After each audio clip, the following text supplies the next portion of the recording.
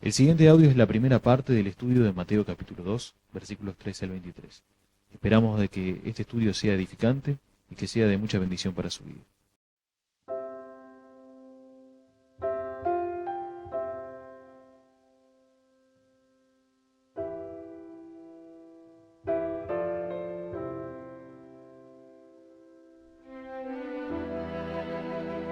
Hola oyentes, le damos la bienvenida nuevamente a este estudio de Dios dice Uruguay.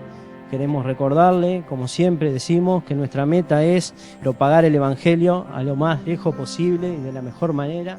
Y con este fin queremos que cada oyente del otro lado pueda estar preparando su oído espiritual para poder dejarse hablar por el Espíritu y poder ser comunicado de la palabra y que realmente esto pueda llegar a sus corazones y realmente cambiar nuestras vidas.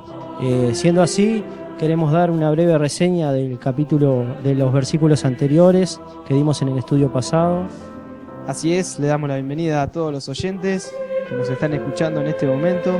Queremos simplemente hacer un breve resumen del estudio anterior, que fue en Mateo capítulo 2, versículo 1 al 12, donde encontramos allí que en el nacimiento del Señor Jesucristo hubo un suceso especial, que fue la visita de unos magos, de unos sabios, y que también estuvo involucrado el rey Herodes, que se enteró de esta noticia y que decidió enviar estos magos, luego de haber consultado dónde iban a ser el Cristo, el Mesías, a Belén, ya que había una profecía que decía que iban a ser allí.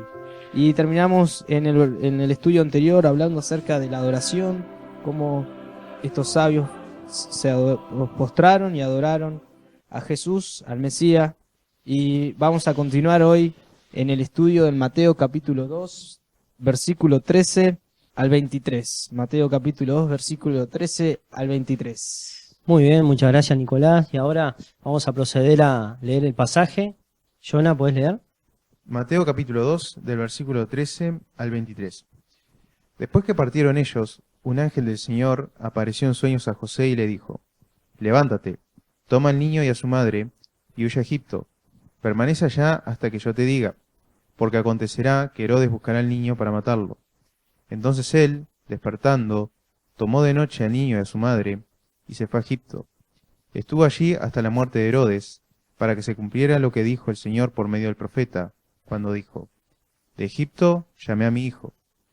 Herodes entonces, cuando se vio burlado por los sabios, se enojó mucho y mandó matar a todos los niños menores de 2 años que había en Belén y en todos sus alrededores, conforme al tiempo indicado por los sabios. Entonces se cumplió lo dicho por el profeta Jeremías, cuando dijo: Voz fue oída en Ramá, grande lamentación, lloro y gemido, Raquel que llora por sus hijos, y no quiso ser consolada, porque perecieron. Pero después que murió Herodes, un ángel del Señor apareció en sueños a José en Egipto, y le dijo: Levántate, toma al niño y a su madre, y vete a tierra de Israel, porque han muerto los que procuraban la muerte del niño. Entonces él se levantó, tomó al niño y a su madre, y se fue a la tierra de Israel. Pero cuando oyó que Arquelao reinaba en Judea en lugar de su padre Herodes, tuvo temor de ir allá, y avisado por revelación en sueños, se fue a la región de Galilea, y se estableció en la ciudad que se llama Nazaret, para que se cumpliera lo que fue dicho por los profetas, que habría de ser llamado Nazareno. Muy bien, muchas gracias Jonathan. Y como dice el texto, ¿no? Dice después de que ellos partieron, ¿no? Que ellos, quien los magos, ¿verdad? Después de que ellos partieron, dice que vino un ángel del Señor y le avisó por medio de los sueños, que esto también ya lo hemos hablado en audios anteriores, lo que significaba la revelación por medio de los sueños, ¿sí? Se reveló a José y le dijo que tomara a su hijo y a su esposa y que fueran a Egipto. Y vemos que hay una profecía en cuanto a esto, en la cual se cumplió, ¿sí? Que dice ahí en el versículo 15, que de Egipto llamé a mi hijo. Después vemos que el rey Herodes, al verse sentido burlado por los magos, se enojó muchísimo y dice que mandó a matar a todos los niños menores de 2 años. Y acá vemos un poco lo sádico y terrible que fue, y más adelante el texto viene culminando con el regreso de José, ¿sí? Con su familia de Egipto, ¿no? Al también ser llamado por medio de Dios. Y siendo esto así, vamos a empezar a introducirnos en el texto Y empezamos, sí, si les parece, con una palabra de oración. Y le vamos a pedir al hermano Diego a ver si puede orar. Padre Santo nuestro Señor, te agradecemos, Dios mío, por esta oportunidad, por estar hoy aquí reunidos, bendito Dios, y por el privilegio de poder compartir tu palabra. Gracias, Señor, por todos aquellos que nos están escuchando. Te rogamos que tu Espíritu Santo, Señor, esté tocando los corazones de cada uno de ellos, que tú puedas generar esa vida, esa nueva vida, bendito Dios, en sus corazones, y que realmente esto sea de bendición, que sea de edificación también para tu iglesia. Gracias, bendito Dios, y nos ponemos en tus manos. La gloria sea para ti, en el nombre de Jesús. Amén. Muy bien, muchas gracias, Diego. Bien, empezando, quizás capaz repasamos el versículo 3 y lo leemos. Dice: después que partieron ellos, he aquí un ángel del Señor apareció en sueños a José y dijo: levántate y toma al niño y a su madre y huye a Egipto y permanece allá hasta que yo te diga, porque acontecerá que Herodes buscará al niño para matarlo. ¿Sí? A ver, acá leyendo un poco el texto surgen preguntas, ¿no? Y exhorto al estimado oyente que esté escuchando este audio que también nos pueda seguir en la lectura y también pueda ir cuestionando el texto, haciéndole preguntas, ¿sí? Pensando en esto, imaginándose cómo sería. Y yo me pregunto acá, y le voy a preguntar a Diego que me cuente un poquito a ver qué opina sobre esto. Los ángeles, Diego, ¿conocen el futuro? Sí, ¿no? Ahí daría la impresión ahí, ¿no? Que un ángel del Señor se le apareció a José y le narra algo del futuro. Ahora, cuando hablamos del conocimiento de las cosas futuras, cuando hablamos de aquello que es lo porvenir, la Biblia es enfática en este punto, mostrándonos de que Dios y solo Dios tiene esta clase de conocimiento. ¿Ah? Primero, el hecho de que el hombre por sí mismo no conoce el futuro. Santiago 4, 3 y 14 dice: vamos ahora los que decís, hoy y mañana iremos a tal ciudad, y estaremos allá un año, y traficaremos y ganaremos, cuando no sabéis lo que será mañana. ¿No? Proverbios 27:1 dice: no te jactes del día de mañana, porque no sabes qué dará de sí el día. Y no solo el hombre desconoce lo porvenir, dice la Biblia, sino, como dije recién, Dios tiene pleno conocimiento de lo que viene. Isaías 46, 9 y 10 dice: acordaos de las cosas pasadas desde los tiempos antiguos, porque yo soy Dios y no hay otro Dios, y nada hay semejante a mí, que anuncio lo porvenir desde el principio y desde la antigüedad lo que aún no era hecho. Qué impresionante la cantidad de apoyo que tiene con una cantidad de textos bíblicos, ¿no? Y siempre hay que tratar de, cuando queremos explicar algo, siempre tiene que salir desde la Escritura, ¿no? Si yo pongo a razonar desde mi propio razonamiento, desde mi conocimiento, no tendría ninguna validez. Lo que le da validez a lo que estamos diciendo aquí es que está en las Escrituras, ¿no? Así que podemos decir que la Biblia como que se responde a sí misma. Sí, acá en particularmente lo que estamos hablando, ¿no? El pleno conocimiento de Dios, de lo porvenir, es evidenciado en todas las Escrituras. Y este conocer y anunciar el porvenir es algo característico de Dios, es algo único de su persona. Cada profecía dada en el antiguo pacto, por ejemplo, y ya cumplida, es evidencia, por ejemplo, del conocimiento pleno de Dios, ¿no? Acerca de todo suceso en toda la historia sin distinción de fechas, no de la sabiduría del hombre. Los profetas no eran más que intermediarios, no eran más que el medio del cual nuestro Señor utilizaba para revelar lo que Él deseaba en realidad. Por tanto, que podríamos ahondar más, ¿sí? Hay clara una cosa, que el hombre no conoce el futuro y que Dios tiene pleno conocimiento del mismo. Ahora, ¿qué hay de los ángeles? Bueno, hay una declaración interesante que nuestro Señor Jesús hizo cuando caminó en nuestra tierra, una declaración que deja claro que los eventos futuros solo son conocidos por Dios, ¿no? El Señor, hablando acerca del final de los tiempos, decía ahí en Mateo 24, que lo veremos más adelante en este estudio, dice: pero el día y la hora nadie lo sabe, ni aun los ángeles de los cielos, sino solo mi Padre. El texto ahí es claro, nadie sabe, nadie. Ni siquiera los ángeles, ni siquiera aquellos que están en la mismísima presencia de Dios en los cielos. Ahora, ¿cómo podemos entender que este ángel que se le aparece a José le revele eventos futuros? En este caso particularmente el hecho de que Herodes va a buscar al niño para matarlo.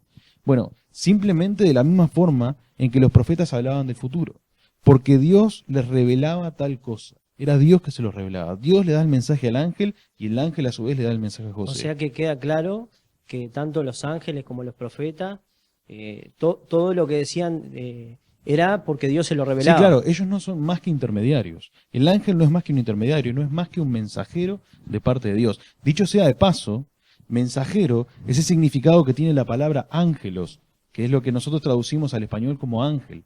¿Mm? Diego, Decime. tal vez algún oyente se está preguntando, ¿está bien consultar a un ángel hoy?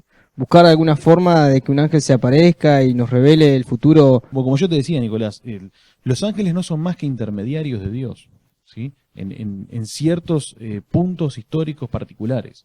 ¿Sí? El hecho de yo buscar a un ángel no tiene ningún sentido. Deberíamos de ir a buscar a la fuente, deberíamos de ir a buscar al origen, deberíamos de ir a buscar directamente a Dios, y es lo que la Biblia nos exhorta a hacer en todo tiempo. Cuando le preguntan al Señor Jesús, ¿cómo debemos orar? Padre que estás en los cielos. Nada de buscar ángeles, nada de buscar santos, nada de buscar otras cosas, ¿no? Muy bien, muchas gracias, Diego. También podemos ver acá en el versículo 13, y no menos importante, ¿no? Para seguir desmintiendo algunas cosas, ¿verdad? Vemos cómo Dios usa al hombre como cabeza de familia, ¿no? Y se dirige no a María, sino a José, ¿no? Jonah, ¿qué podemos hablar sobre esto? Muy bien, Luis. Como leíste en el versículo 13, nos muestra a Dios a través de un ángel, como explicó Diego, mostrando a José su plan, revelándole algo. Y era que el rey Herodes justamente iba a buscar al niño para asesinarlo. Como ya hemos estudiado acerca del rey Herodes, que era un tirano, ¿sí? Y todo potencial peligro, él lo trataba de eliminar. Y sí, vemos que Dios puso un rol en la creación. Y cuando creó al hombre y a la mujer, lo creó con propiedades a cada uno. Si bien los dos son seres humanos, son seres creados por Dios, tienen alma, tienen espíritu, pero sin embargo tienen roles distintos.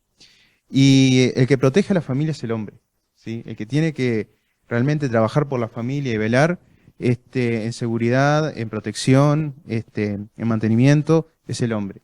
Sabemos que muchas veces no se cumple y que las mujeres, muchas son padres también, pero ese no es el diseño de Dios. El diseño de Dios es que el hombre sea quien proteja a su familia. Y acá lo vemos en el caso de este versículo, que Dios se comunica con José y María ya como que sale de protagonismo, empieza a salir de protagonismo, María empieza a irse, porque ella fue usada con aquel fin de traer a Jesús al mundo. Ahora, vemos acá que María no tiene poder, como mismo la Iglesia Católica, y bueno, se la venera y demás. Se vuelve a repetir lo mismo que en el que hablamos en el estudio anterior, ¿no? De que cuando entran los magos y adoran a Jesús, a María no. Exacto, la veneración, la adoración, si el postrarse era delante de Jesús.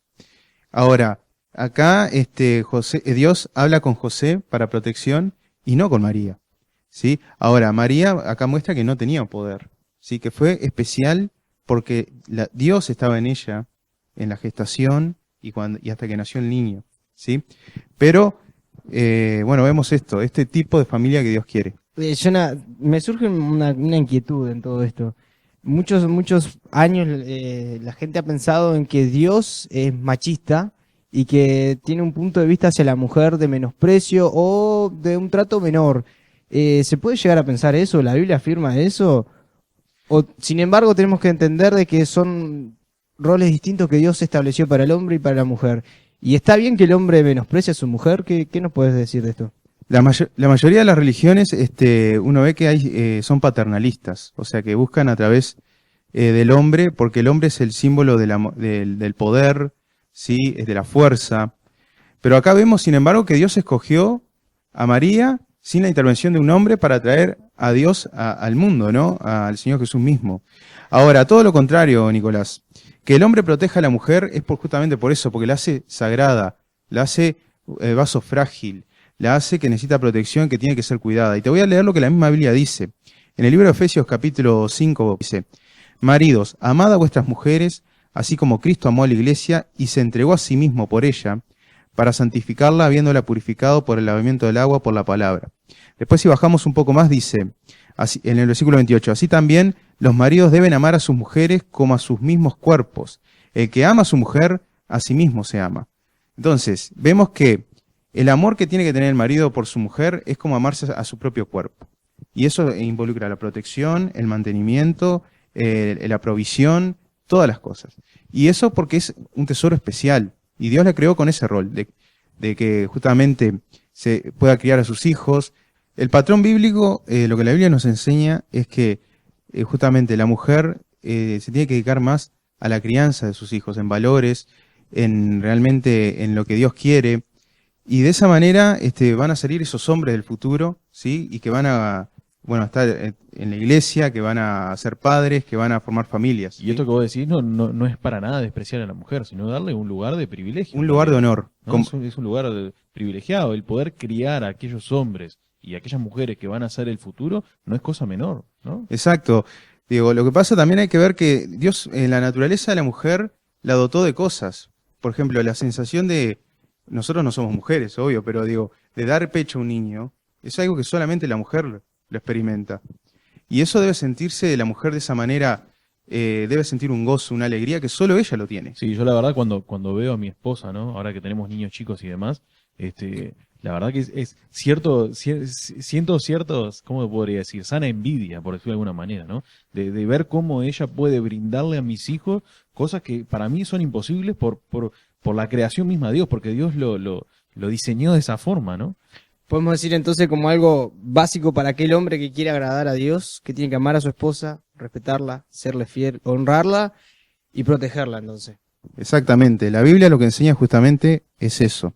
Y ese es el grado honorífico que tiene la mujer en el hogar, en el matrimonio. Muy bien, muchas gracias. Y qué importante, ¿no? Saber todas estas cosas y que a mí no me deja de sorprender la cantidad que se puede sacar de un versículo, ¿no? Y siguiendo un poco con el texto, vemos que dice que él se levantó, tomó a su hijo y a su esposa y huyeron a Egipto, ¿sí? Ahora, desde el lugar donde ellos se encontraban hasta Egipto no debe haber un tramo muy cercano, ¿no? Así que estaría bueno hablar un poco saber un poco de información sobre las distancias, de los lugares. Nico, ¿te animás a contarnos algo? Sí, Luis, hay algo claro, la Biblia no establece al lugar donde fueron, a la ciudad específicamente. La tradición católica estableció una ciudad donde supuestamente vivieron allí, pero la Biblia en ningún lugar nos dice eso. Y por otro lado hay una rama de la iglesia que es católica que afirma que Jesús nació en Egipto. Y sabemos claramente por la lectura del texto que esto no es así.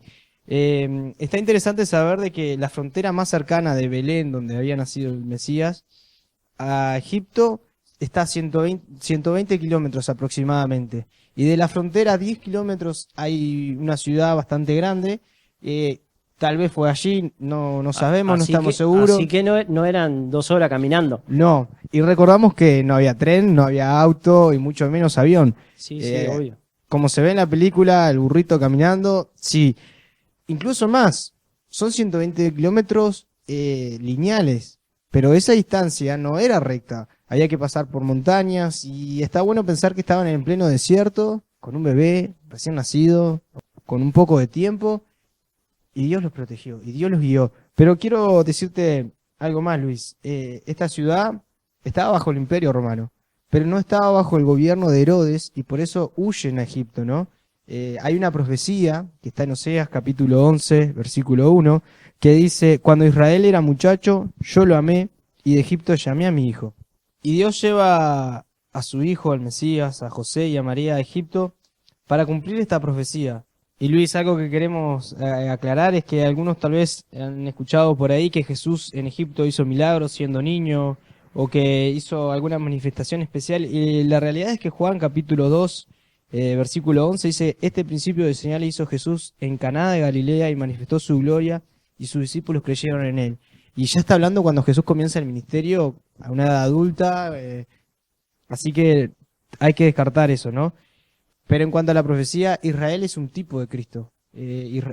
Dios tomó a Israel de Egipto, la hizo libre con un propósito, con el propósito de glorificar a Dios, de obedecer a Dios. Pero sin embargo sabemos que Israel no hizo eso. Cristo, este ejemplo perfecto, es llevado a Egipto y es llamado de Egipto. Y él sí va a mostrar lo que es obedecer al Padre y obedecer incluso, como dice Filipenses, hasta la muerte y muerte de cruz. Los hombres pueden fallar, pero Dios nunca falla, ¿no? Ahora, antes de que pases, Luis, al versículo 14, me gustaría mencionar algo más del versículo 13, que es bien interesante ver cómo en este versículo 13 se revela en el texto la verdadera intención de Herodes, ¿no? La vez pasada leíamos en los primeros 12 versículos del capítulo 2 de Mateo que ahí en el 8 decía, ¿no? Que Herodes, enviándolos a Belén, dijo, id allá y averiguad con diligencia acerca del niño, y cuando lo halléis, hacémelo saber para que yo también vaya y le adore. Una mentira descarada de parte del rey Herodes, ¿no? Que es desenmascarado ahora para nosotros en el texto y fue desenmascarado para los magos en el versículo 12 que terminamos la vez pasada, ¿no? Que decía que los magos, siendo avisados por revelación en sueños, que no volviesen a Herodes, regresaron a su tierra por otro camino. Algo que estaba medio escondido al principio del capítulo, Claro, ¿no? y lo bueno de todo esto, lo lindo, lo estimulante, es ver la soberanía de Dios actuando, ¿no? Ver al Dios soberano llevando a cabo su plan, porque por un lado Dios utiliza de alguna manera la maldad del corazón de Herodes para un bien. Los magos aciertan en el camino porque Herodes quiere que ellos encuentren al niño para matarlo. Por otro lado, soberanamente Dios advierte tanto a los magos como a José de los peligros que acechaban por la causa del rey. Todo un plan el cual se lleva adelante con minuciosidad extrema, en donde Dios interfiere en cada parte directa o indirectamente, y donde vemos su soberanía, es decir, su control sobre todas las cosas, de una manera única y extraordinaria como solo Dios puede hacerlo. Sí, sí, ni que hablar. Aparte, no se queda ahí, ¿no? También podemos ver la perversidad de Herodes en otros decretos que tuvo, ¿no, Jonah? Sí, tal cual. Herodes el Grande, como ya hemos dicho, él mató a mucha gente para conservar su trono. Hay que notar, Luis y audiencia, de que Herodes, el César en su momento, a él lo decreta rey de los judíos, con ese título. Y si nosotros vemos lo que estudiamos en el programa pasado, los magos venía diciendo, ¿dónde está el rey de los judíos? Que hemos venido a adorarlo. El título rey de los judíos era de Herodes. Y de pronto viene esta gente sabia que dice, ¿dónde está el rey de los judíos? Entonces, obviamente se encolerizó porque veía un enemigo. Y justamente fue totalmente déspota en todas esas cosas, fue totalmente tirano. Al punto tal de que si vamos más atrás en el tiempo, él se encargó de matar a más de 40 rabinos, que justamente en el tiempo en el cual Herodes entra en acción, Israel tenía un sentimiento muy nacionalista y muy religioso. Ese sentimiento era justamente de independencia. Jonah, qué interesante esto, ¿no? Cómo todo se revela. Porque este Herodes, que delante de los magos y de algunas personas se mostró como un tierno que quería adorar al Mesías, ahora se va a revelar otra cosa, ¿no? Sí, exacto. Se va a revelar como lo que realmente es. Y hay que notar que Flavio Josefo, que es un historiador, que ya lo hemos citado, él no cita este relato que hemos leído acerca de la matanza de los niños. Porque fue algo muy menor, al parecer, para lo que era la naturaleza de Herodes. Cuando Herodes mató a sus propios hijos, mató a su propia esposa, mató a todo aquello que era un peligro para él. Ahora, Herodes lo que le tenía mucho miedo era a los líderes populares en el pueblo. El pueblo de Israel, el Imperio Romano, le había permitido que ellos fueran libres en su religión, pero ellos tenían que pagar un impuesto, ¿sí? Un impuesto para esa libertad. En realidad el Imperio Romano, en cualquier lugar donde gobernaba, tenía que adorar a sus dioses, y sobre todo era el culto al emperador. Pero en Israel, sabiendo lo sensible que era eso, los romanos no agarraron y transaron de alguna manera con el pueblo de Israel para que eso no se llevara a cabo, ¿sí? Y que ellos pudieran practicar libremente su religión. Entonces Herodes sabía en qué contexto estaba, y por eso manda matar a más de 40 rabinos, ¿sí? Que enseñaban lo que era la ley, que enseñaban lo que era la palabra de Dios, porque Herodes, el propósito de él era sacar a Israel de un mundo para él retrógrado y llevarlo a un mundo helénico, a un mundo griego, a un nuevo mundo de cultura, ¿sí? Pero veían los rabinos en toda esta gente un retroceso, gente que impedía que hicieran esto. Entonces, Herodes era esto. Y Qué impresionante ver hasta dónde puede llegar el corazón del hombre, ¿no? Fuera de los propósitos de Dios. exacto, y todo movido por su propio pecado, ¿no? La gente se endurece en el pecado. Acá vemos a Herodes que estaba endurecido y Dios, bueno, lo dejó en su endurecimiento, lo abandonó, pero con fines, como dijo Diego, un fin que había detrás de todo esto. Y bueno, se puede hablar mucho más de Herodes, pero el hecho es de que nada sale de la óptica de Dios y que Dios sabía todas estas cosas y que se estaba cumpliendo la palabra de Dios con todo esto, lo que ya estaba profetizado, que es lo que seguiremos hablando ahora. Muy bien, muchas gracias, Jonah. Y capaz que seguimos con el versículo 15 y yo se los leo. Y espero que, estimado oyente, nos esté siguiendo del otro lado y siga el texto con nosotros. Dice versículo 15. Y estuvo ya hasta la muerte de Herodes, para que se cumpliese lo que dijo el Señor por medio del profeta cuando dijo, de Egipto llamé a mi hijo. Y ahora yo me pregunto, y Diego, quiero que tú me contestes esta pregunta. ¿Por qué de Egipto? Bueno, voy a tratar de ser lo más breve que se pueda, aunque es un poco difícil, pero primero que nada decir que las preguntas que tienen como objetivo el saber por qué Dios realiza tal o cual cosa son muy difíciles de responder, ya que para conocer el por qué deberíamos de indagar en la misma mente de Dios. Deberíamos entrar en ella y sacar de allí la información. Esto no solo de Dios, sino de cualquier persona. Si la audiencia, por ejemplo, quisiera saber por qué cada uno de nosotros hace este programa, para saberlo con certeza debería de entrar en nuestras mentes y conocer las motivaciones y demás, ¿no? Conocer los deseos, es decir, indagar adentro nuestro. La forma de saberlo sin entrar dentro de nosotros, lo cual es imposible, es que nosotros le revelásemos esto. Si le decimos a la audiencia que lo hacemos porque tenemos un amor sincero de Dios, si le decimos que lo hacemos porque para ellos, para que puedan conocer la palabra, o cualquier otra motivación que tengamos, ahí ellos pueden saber el porqué, ahí ellos pueden deducir el porqué. Ahora, con Dios es lo mismo, con la salvedad de que Dios nunca miente, y que todo lo que Dios dice es certero y es sin engaño, lo cual es una ventaja para nosotros porque el hombre puede mentir y hacernos creer algo que no es. Nunca, si es por parte del hombre, nunca vamos a ver si claro, realmente nunca tenés cuánto la es porcentaje certeza, de claro, verdad. no es un 100%. Con Dios sí es un 100%, porque Dios nunca miente.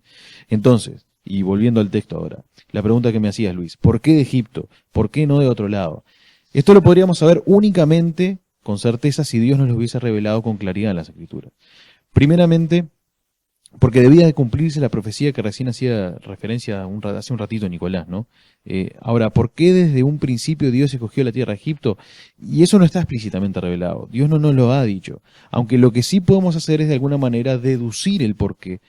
No vamos a llegar, como digo, a una respuesta certera, pero sí a una respuesta muy posible. Si miramos el Antiguo Testamento nos encontramos con que al principio Dios permite que su pueblo caiga en manos de los egipcios. En el libro de Génesis se nos narra que José, el hijo de Jacob, que a su vez es el hijo de Abraham, va a tierra de Egipto y enfocándonos ahora en lo que nos compete y sin entrar en la historia más allá de esto, ahí deja descendencia, ¿no? Ahí queda la descendencia de Jacob, del pueblo escogido de Dios y crece allí en esas tierras, ¿no? Un pueblo israelita que pasados los años, viéndose faraón olvidado de José y de todo lo que José hizo en estas tierras y demás, relato el cual animo a la audiencia a leer, es que caen ellos bajo el yugo de este faraón, pasando a ser esclavos. Ahora, Dios por medio de otro gran personaje bíblico, que es muy conocido, Moisés, es que liberta a su pueblo de la mano de los egipcios, lo que aunque no está explícitamente aclarado en la Biblia, podría llegar a ser una ilustración de lo que leemos aquí en Mateo. Pero con una gran diferencia, que Dios llama a su pueblo desde Egipto y este pueblo fracasa delante de Jehová una y otra vez, ¿no? Quebrantando su ley y dejando en evidencia su permanente desobediencia. Y Cristo, siendo también llamado desde Egipto, nos dice acá la palabra, es uno que no fracasa, sino que es obediente en todo, y que por ese motivo alcanza la justificación para nosotros, los hijos de Dios. Si miramos todo esto, podríamos inferir que Dios escoge Egipto para mostrarnos, o bien para ilustrarnos, la gran diferencia, la enorme diferencia que hay entre el hombre queriendo justificarse a sí mismo sin poder lograrlo, y a Cristo que siendo llamado por el Padre, vive una vida perfecta y efectivamente alcanza la justificación. No es una respuesta 100% certera, pero es lo que podríamos deducir a partir de lo que la palabra de Dios nos dice. Muy bien, muchas gracias. También quizás es bueno verlo, ¿no? Que Dios también utiliza cosas del Antiguo Testamento también para ilustrarnos, ¿no? Bien, ahora Mateo varias veces va a hacer referencia a los profetas, ¿no? Más de 70 veces se encuentra esa mención en el Evangelio de Mateo.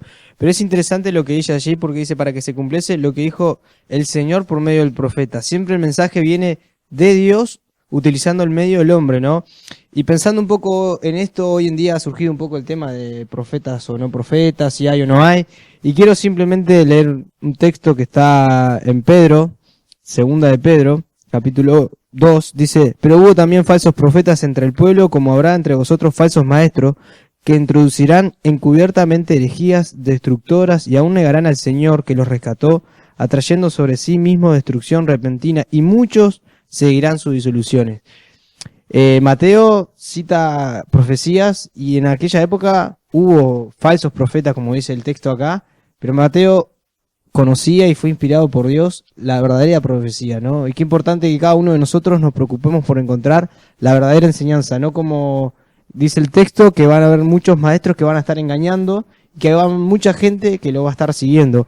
Y quiero llamar con esto la atención de la audiencia a que indague si lo que nosotros estamos hablando, enseñando, es realmente lo que dice la Escritura o simplemente son pensamientos nuestros. Muy bien, muchas gracias, Nico. Y con esta conclusión, capaz que pasamos a leer el versículo 16.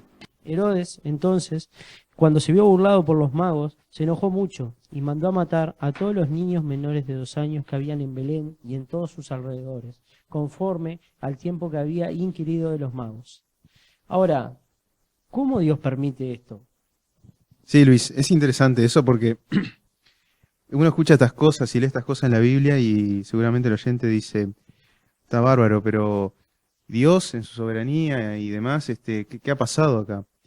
Bueno, hay algo que es clave, que Dios es el creador de la vida, es el creador de todas las cosas y es el dueño absoluto. El hecho es que lo que Herodes está haciendo acá no es voluntad de Dios. O sea, la voluntad de Dios que uno ve en la Biblia es, si vamos al texto, no matarás, que mejor habría que traducirlo como no asesinarás. Y acá vemos que Herodes va por fuera del consejo de Dios. Muchas veces la voluntad de Dios es vista como un consejo también, el consejo es su voluntad. Y Dios permite que Herodes y que gente viva por fuera del orden que Dios quiere para el ser humano. Y hay consecuencias por eso. O sea que también podemos decir que todas estas cosas que pasan hoy en día, también Dios las permite. Exacto, el origen no es Dios del mal. Santiago lo dice bien claro, que las guerras y demás vienen en base a pasiones internas que gobiernan en las personas, celos, contiendas, iras, y que al final explotan en guerras y demás, en pleitos y demás. El hecho es de que Dios no es el autor de eso, Dios es el autor del bien, del sumo bien. Justamente el rechazar a Dios e ir por fuera del orden de Dios da lugar a todas esas cosas que Dios las permite y las usa para un fin en el cual Él es glorificado. Y bueno, el hecho es de que Herodes estaba actuando por fuera de lo que Dios quiere para el ser humano, del orden que Dios quiere que viva el ser humano. Y bueno, y pasan estas barbaries, ¿sí? Cuando se niega a Dios y cuando no se considera a Dios, se da lugar a todo el pecado y que termina en barbarie, en crímenes, en lo peor que ha pasado a la humanidad, ¿sí? En desastres y demás. Y bueno, lo que podemos decir es eso, que el autor del mal no es Dios, sino que surgió del corazón de Herodes mismo acá. Ahora, yo me pregunto, tras de esta masacre y que era el niño especialmente, ¿no? Que se puede decir que es un tema delicado y profundo y que puede herir la sensibilidad de algunos. Yo me pregunto, ¿qué sucedió con estos niños después de la muerte? Bueno, este es un terreno, Luis, un poco escabroso, como decías vos, ¿no? Y un tema que ha sido largamente debatido a lo largo de toda la historia de la Iglesia. El tema en cuestión, si nos preguntamos qué sucedió con estos niños, evidentemente, qué sucedió después de la muerte, ¿no? Nos estamos refiriendo. ¿Cuál fue su destino eterno? Y la verdad, ¿no? Habiendo estudiado estos pasajes y demás, anteriormente, fuera del aire, charlábamos, ¿no? De que es un tema escabroso y con el cual creo que ninguno de nosotros nos sentimos con la autoridad suficiente como para hablar. Es más, nosotros un poco queríamos que tú respondieras porque soy el que tienes hijo y quizás tenés un grado más de autoridad que nosotros para... Sí, de todas maneras ya te digo, no me siento con la autoridad suficiente porque realmente tengo a mis hijos y los tengo conmigo y los tengo bien. No he sufrido el fallecimiento de ninguno de mis hijos, lo que hace complicado esto, ¿no? De todas formas, lo bueno que tiene la Biblia es de que no tenemos que pasar nosotros por cada una de las experiencias como para tener que hablar de ellas, sino que tratar de desde la Biblia misma, ¿no? Desde la palabra de Dios, sacar las respuestas que necesitamos para nuestro vivir, ¿no? Al igual que una de las preguntas anteriores que contesté, la Biblia no es explícita en este punto, no es 100% certera. Es decir, no nos habla con certeza y claridad del asunto. Aunque lo que sí podemos hacer es de nuevo intentar deducir desde la palabra lo que nos preguntamos, ¿no? La respuesta que buscamos. Si nos preguntamos entonces, ¿cuál es el destino eterno de los niños que mueren a una edad temprana? Pues las opciones básicamente son 3. O todos se pierden, es decir, que todos terminan en condenación. Algunos se salvan, ¿no? Aunque no todos. Y la tercera opción sería es que todos se salvan, ¿no? Todos alcanzan la bendición eterna de estar junto a Dios para siempre. Personalmente me inclino por esta última opción. que es lo que entiendo que se puede deducir de las Escrituras. Es decir, Hay destellos en la Biblia de esto, ¿no? ahora te voy a mostrar. Es cierto que de alguna manera cada uno de nosotros tiene un pecado en sí mismo, ¿sí? Desde la concepción misma, cada ser humano tiene un pecado que ofende a Dios. Esto es el que se llama normalmente el pecado original o el pecado heredado que todos tenemos. Por tanto, si lo pensamos de esa manera, tanto bebés como niños, como adultos, como ancianos, todos somos culpables delante de Dios, ¿sí? Todos. Y por tanto, todos deberíamos ser condenados al infierno. El punto es que Dios ha salvado a algunos, dice la Biblia, y no por sus obras, sino por su gracia, ¿no? El famoso texto conocido de Efesios 2, 8 y 9, ¿no? Porque por gracia sois salvos por medio de la fe, y esto no de vosotros, pues es don de Dios, no por obras para que nadie se gloríe. Lo que tenemos que mirar es si la Biblia nos da indicios de que esa gracia salvadora, alcanza o no a los bebés o a los infantes. Algunos textos a considerar. Primero, el rey David. El rey conforme al corazón de Dios, que alcanzó la salvación por medio de la fe. En un momento de su vida, el rey David sufre la terrible pérdida de su hijo, que es justamente lo que estamos hablando. Y ante ese suceso, él hace una declaración muy interesante. Y dice sobre su hijo ya fallecido, ahí en 2 de Samuel 12:23. Yo voy a él, mas él no volverá a mí. Si entendemos que la eternidad de David era una de bendición en los cielos, perpetua, es claro que él esperaba que su hijo estuviese allí gozando del mismo destino. David confiaba en que habría un reencuentro con su hijo, el cual tanto lloró. Y eso nos da de alguna manera cierta confianza en que hay una salvación. Ahora, si nos apoyáramos solo en este texto, no tendríamos una base muy firme, en realidad. Porque bien podría tratarse de una simple impresión de David que no fuera realmente certera, ¿no? Que es lo que estamos más bien buscando. Pero hay otros textos en la palabra de Dios que nos dan más soporte. Por ejemplo, si vamos a Mateo, a este mismo libro de Mateo, capítulo 19, versículo 14, Jesús dijo: dejad a los niños venir a mí y no se lo impidáis, porque de los tales es el reino de los cielos. Y si bien el Señor estaba poniendo a los niños como ilustración de aquellos que alcanzan la salvación, ¿no? Una ilustración de la humildad que hay que tener, de la confianza que debe tener el creyente, así como los niños, justamente podemos decir: ¿qué más humildad que la que puede tener un niño? ¿Qué más confianza que la que puede ejercer un niño? Y en este pasaje no solo nos tenemos que quedar con esa ilustración, sino con el hecho histórico, con la realidad de que Jesús trata a estos infantes con un amor bastante característico y particular, con un amor que se puede apreciar cierta distinción de parte de Dios para con ellos. Los niños eran algo especial para Él. Vemos en las Escrituras que los niños son algo especial para Él. Y se hace más evidente en un mundo como era el mundo en el que vivió Cristo, en el cual los niños eran considerados nada, eran considerados prácticamente sin valor. Y nuestro Señor de alguna manera, entre comillas, los eleva al mostrarles este afecto particular. ¿Son salvos los niños? ¿Pueden serlo aún sin manifestar fe? Por lo que la Biblia nos habla, podríamos inferir que sí. Porque Dios los salvaría en su gracia. La gracia de Dios los alcanzaría soberanamente con este amor único de parte de Él. Y da la impresión de que lo que allí entra en juego, aunque no es aclarado, es de alguna manera esa inocencia, entre comillas, que los niños tienen. No una inocencia en cuanto a pecado, sino una en cuanto a poder accionar conscientemente, como lo haría un adulto o cualquier persona que estuviese en edad de conciencia. También cabe aclarar, ¿no?, que de todas maneras, aun si estuviésemos equivocados en este punto, y la realidad fuese otra, debemos de confiar en Dios y debemos de confiar en su plena sabiduría. Debemos de confiar en que Dios siempre actúa de manera justa y de que siempre va a actuar de la mejor manera, porque Él es Dios.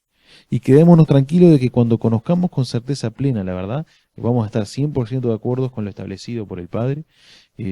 Así que bueno, pero por ahora me aferro de esta idea que mencioné antes, ¿no? Que estoy convencido de lo que la Biblia infiere y que hay muchos textos que en este punto podemos usar para sostener. Yo sabía que ahí Nicolás tenía algunos textos, además de los que yo mencioné, que apoyan también este punto, ¿no? Así es, Diego, yo también me inclino por esa postura de que Dios en su gracia y su misericordia salva a estos infantes. Claro, uno al no ser padre es muy difícil ponerse un poco en la piel de la otra persona, pero Job, un hombre de Dios, que incluso hay un libro que está dedicado enteramente a la vida de él, un hombre muy piadoso, temeroso de Dios, fue atribulado, sufrió mucho, perdió su familia, perdió toda su riqueza, tuvo una enfermedad terrible, Y en un momento, cansado por todo esto, se pregunta, ¿para qué nací?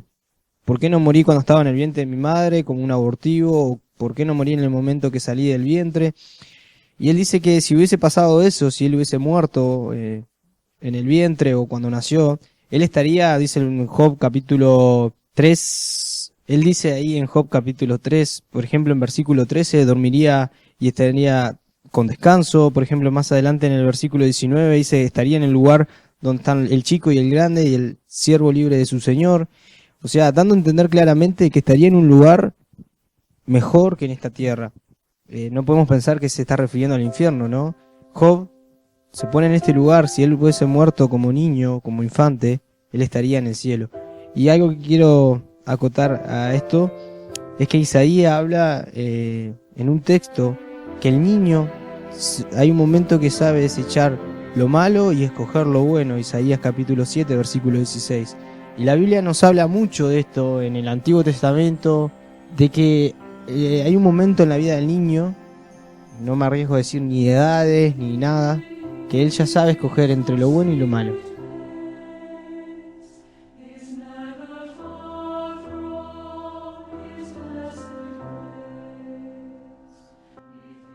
Para comunicarse con nosotros, puedes buscarnos en Facebook en Dios Dice Uruguay, en Twitter @DiosDiceUy o vía email a diosdiceuruguay@gmail.com.